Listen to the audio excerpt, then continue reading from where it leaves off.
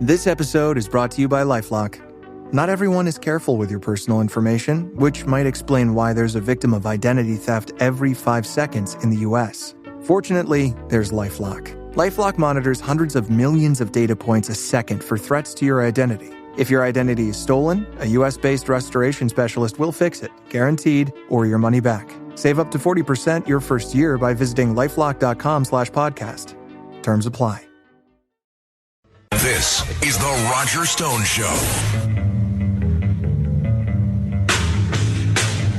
Welcome back, folks. This is The Roger Stone Show, and now I am joined by evangelist Jonathan Shuttlesworth, who has been preaching the gospel full-time since May of 2002. He and his wife, Adalis Shuttlesworth, are with the Revival Today ministry, which is dedicated to reaching those who have never heard the gospel of Jesus Christ.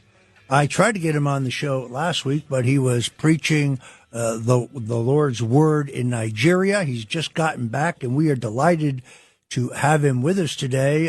In the interest of full disclosure, when my wife was fighting aggressive stage 4 cancer, Pastor Shuttlesworth was both an enormous spiritual and personal assistance to me, for which I will always be grateful, and I thank God for my friendship with him.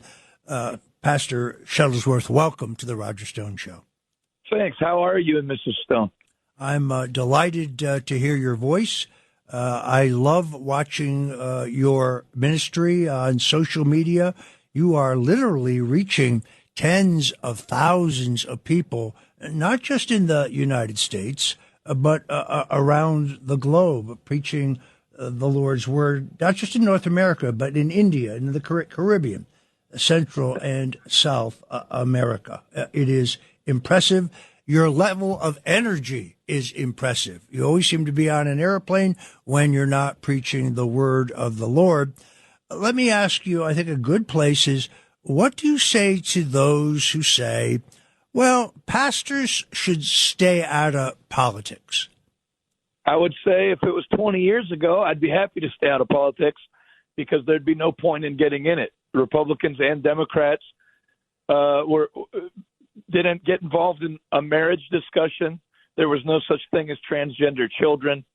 And I could go down a long list. And then about 2012, 2014, it started to get to the point where you can't have an opinion about anything to do with the family without getting what would be called political. The second thing I would say is I don't understand in a representative government why one group of people are supposed to not be represented. You never hear anybody called a Muslim nationalist or a business nationalist or a Hindu nationalist, but it seems like there's one group of people that the powers that be want to keep their mouths shut, and I don't understand it. It's equal representation in American government, so I feel like everyone should be allowed to speak. Yeah, I agree with that. I'm confounded when people call me a Christian nationalist and they think it's an insult. Yes, I am a Christian. I'm redeemed in the blood of the cross. I've turned my life back over to Christ. I admit that I wandered far from the Lord, but in time of trouble, as they say, there are no atheists in foxholes. I returned to the church. It's the single best decision I ever made. And yeah, I'm a nationalist in the sense that I love my country. I'm proud of my country. I want my country to be just and free and prosperous. But they hurl this at you as if it is an insult. And then when you say that people like you and I see what's going on in America today as a spiritual battle, we're criticized for that. That's hate speech. That's not hate speech. Yeah, and don't push and then tell me I can't push back. You know, when people bring this up, that a pastor shouldn't really be political, I'd be happy not to be political. When you have Beto O'Rourke run for the Democrat presidency from the Democrat side, and he says any church or Bible school that won't perform gay marriage will lose their tax exempt status. Well, you can't threaten things like that and expect the church to just keep their mouth shut. So you got us involved. We were happy to just preach the Bible. But I'll tell you another thing. You're not going to get too deep into the Bible. The Bible deals with society and behavior. And so when you start having government overreach, I would flip it. Why is the government involved? You're supposed to build schools, pave roads, defend the borders. When did you start getting involved in marriage and child raising? You know, it's not us that crossed over into your domain. You crossed over into our domain. Extremely well put. You know, I found a new thing in the old days, because I'm somewhat controversial, and thanks to our friends at CNN, very recognizable. People often, you know, will come up to me in restaurants or airports or other public spaces, and sometimes they use obscenities or accuse me of being a Russian spy, which is ridiculous. In the old days, I used to hit them back, you know, with an F-bomb myself. But now I say, wow, you're so misguided. I'm going to pray for you. And that seems to make them crazier than anything you could possibly say. That's true. It's almost like people want you to hate them back. And if you like Jesus said, if you return their hate with love, it makes them even angrier. That's all. I mean, look, that's all Jesus did. He never reviled against people that were insulting him. And where did it get him? It got him nailed to the cross. So that's people for you. Well, also President Richard Nixon, who in his farewell address said, others may hate you, but unless you hate them back, you lose and you destroy yourself. Extremely well put. You have done a series of sermons that I've been watching, which I really love. You've talked about the laws of supernatural power, and I know this is hard to break down in the little time we have. Every time I talk to you, I wish we had more time, but talk to us about this. What are you talking about in the realm of politics? How to spot politicians? That's a good place. That's a good place to start. Yes. Well, you know, the Bible is different from other religious books in that it's about 1/3 prophecy, foretelling of events, and they're not vague prophecies. They're very specific. So one of them is that there's going to be a one world ruler, and this is not God's plan. This is the Antichrist. It's the devil's agenda, that there's going to be a one world government, a one world ruler, a one world military to carry out his edicts, a one world economy, and a one world religion, which my dad's a preacher. When I would hear him preach that in the 80s, it sounded insane that America would ever come under a one world government. It's almost like you knew it was in the Bible, but maybe it'll be everywhere but America. I can't see this ever happening. So now as time's gone on, and it's very clear to see. I mean, for my dad to preach in the 1980s, what the Bible says, no man will be able to buy or sell unless he's given a mark in his hand or in his forehead. You know, that sounded absolutely insane through the 80s and 90s even. And now biometric everything, you know, a microchip smaller than a grain of rice that can be put under the skin. It's technology that's already in use. So the Bible told you these things are going to happen. And then it tells you about the Antichrist, tells you what his policies are going to be. And so I wanted to educate American Christians in particular, because as you've seen, people used to understand voting on policy. And now they've made it, you know, he goes to church, she goes to church. How could a Christian vote for Donald Trump when he's on his third marriage? None of that matters. You as an educated voter, you want to vote based on policy, and the Bible tells you which policies come from the Antichrist spirit. And unfortunately, it's not going to play out for the betterment of society. The Bible doesn't say everything's going to come under a one world ruler and one world government and everything's going to end in peace and harmony. It's going to be the bane of civilization. It's going to be the destruction of the world. So when you see a politician that exhibits the desire to have those policies in place, you know you're not dealing with somebody that's operating in the spirit of God. You're seeing somebody that's operating in a destructive spirit, and you want to avoid them. You know, look, I admit to being, fairly new to my spiritual journey. I used to think that the Bible was a book of fables, and because of many cases the antiquated language, I had trouble understanding parts of it. Actually, one of the Bibles you gave me, has been very helpful, because I came to learn that the Bible is an extraordinarily practical document. Absolutely. The answer to everything you want to know is there if you just know where to look. In the beginning, I started with Psalms and Proverbs, and they're pretty straightforward and pretty easy to understand. I've had, at least four, perhaps five miracles in my own life in a very short period of time. So it is, I commend it. Anybody says to me, aren't you concerned about this upcoming election? Aren't you worried about it? What's your strategy? I'm a pretty hard-boiled political operative. I've worked for 4 presidents. I've been in 700 campaigns for offices at all levels. But when I tell them that prayer is a central part of my strategy, well, some folks look at me a little funny, but I must say, and I think you would agree with this, there's an awakening going on in America today. It's profound, it's spreading, it's growing, it's powerful, and that's why I'm still optimistic. Not on a partisan basis, because I don't see this as an election between Republicans and Democrats or liberals and conservatives. I see this as nothing less than an epic struggle between light and dark.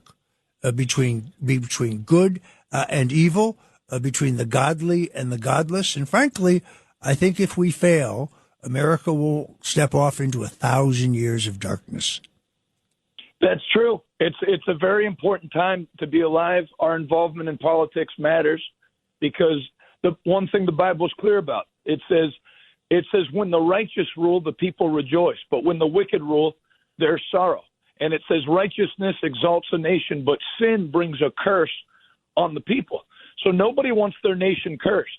And I like what you said about prayer, because a lot of times when you get around Christians, they're very fatalistic. Well, I think God's angry with America and God's going to judge us for our sin. But that's not what the Bible shows you, that even when God was upset with a nation, his answer wasn't to wipe it off the face of the map. His answer was to raise up people to tell the people the word of God and build faith in them. And he said, if my people that are called by my name will humble themselves and pray and turn from their wicked ways, then I will hear from heaven. And he didn't say I'll just revive them. I'll heal their land. I'll revive their nation. So it's a worthy thing to pray for America, because I know for sure God's not finished with America. The best days of America are not behind it. And just like people predicted in 2020, if Joe Biden gets in, the country can't last 4 years under his leadership. Yet here we are. We made it through, and now we have a chance to turn things in the right direction. And I think God's going to give us a window of opportunity to see America go on the up and up and answer our prayers. Folks, if you're just tuning in, we're talking to evangelist John Shuttlesworth of the Revival Today Ministry, and we'll be right back. This is the Roger Stone Show. This episode is brought to you by Progressive Insurance. Do you ever find yourself playing the budgeting game? Well, with the Name Your Price tool from Progressive, you can find options that fit your budget and potentially lower your bills. Try it at Progressive.com. Progressive Casualty Insurance Company and Affiliates. Price and coverage match limited by state law. Not available in all states.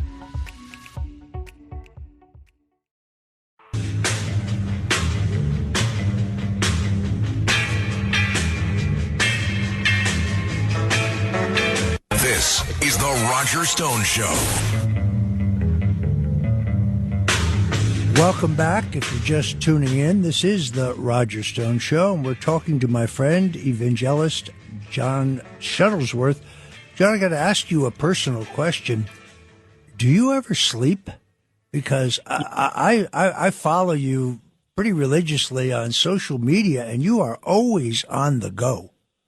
What did Tom Hagen say when Al Pacino asked him if he slept? I slept on the plane. I don't fly the plane, so I sleep there.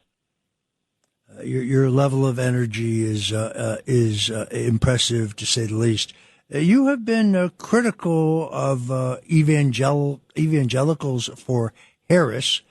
It's almost an oxymoron in a strange way. Can you tell us about that?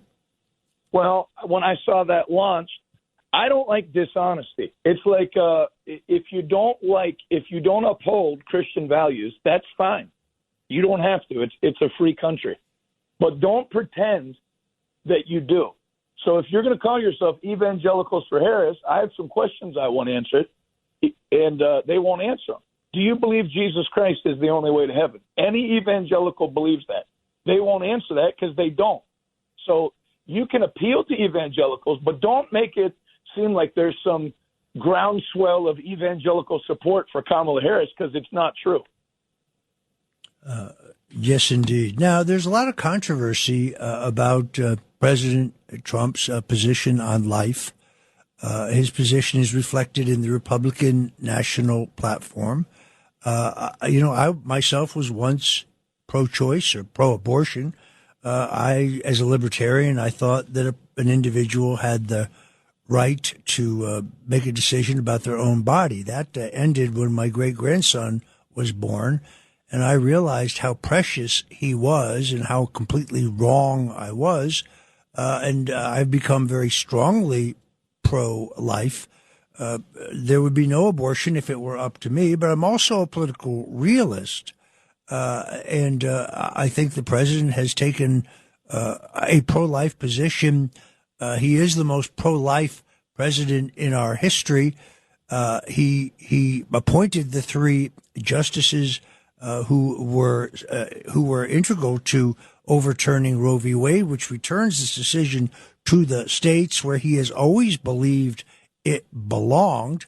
Yet I see people on TV, his critics, saying he handpicked these jurists and they have planned for years. Well, of course he handpicked them. Every president handpicks his Supreme Court appointments. And yeah, they do share a certain judicial philosophy on these issues. They make it sound nefarious or something.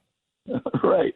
As if there's some completely neutral judge that you could appoint who just hears every case with no bias. But were you happy with the way not happy is acceptable, I guess is the way I should say it, with the way the national platform came out? Well, here's what people need to wake up to, particularly evangelicals and Catholics and Christians, is Donald Trump's not running against Jesus Christ. He's running against Kamala Harris. So whatever you do or don't like about his abortion position, if you don't think Trump's pro-life enough, do you think he's more pro-life than his opposition? Because those are your two choices. So like you said, with political strategy, if the only thing in the polls that Kamala Harris has to go against Trump on is that he's going to make abortion illegal, he's going to completely invade your reproductive rights, yeah, it makes sense to not make yourself seem like Benito Mussolini when it comes to reproductive rights and soften a little bit. But who cares what people say? When it comes to action, like you said, I'm 43. Every Republican that ever ran for anything said they were going to overturn Roe versus Wade. They never did. Trump got it done. So now because you think he's not hardline enough on his comments, that outdoes his actual action? Would you like another normal Republican candidate that's going to promise you the world when it comes to pro-life and deliver nothing? Trump delivered, so back off. I must tell you my greatest concern at this time, in all honesty, having read Samuel 1 and 2, specifically Samuel 1, sections or verses 15 and 16, the story of the two kings, if it is apocryphal, if Saul is Joe Biden, an illegitimate king, a king who the Lord took his kingdom away from him because he disobeyed God, and David was the good king. Had David been killed by Saul, Saul tried 3 times to kill David, but he failed. Had David not survived, the whole trajectory of the Bible, the whole story of the Bible would be different. I pray hard against another attack on President Donald Trump. This is candidly my single greatest fear. Yeah, because there's obviously people that are in power that are happy to see him not protected. He needs prayer. I must tell you, look, I've known him for 45 years. He's a different person. He really is. He fully understands that his life was spared for a purpose. He has a new confidence about him, a new serenity, a new sureness that his life has been spared for a specific purpose. I've known him 45 years. He's still the same Donald Trump, but he clearly understands what happened here. But for the turn of his head at exactly the right time, he would not be with us, and he understands that this is the Lord's work. It's why I think he's empowered in a way, and why he is more determined, more resilient than ever before.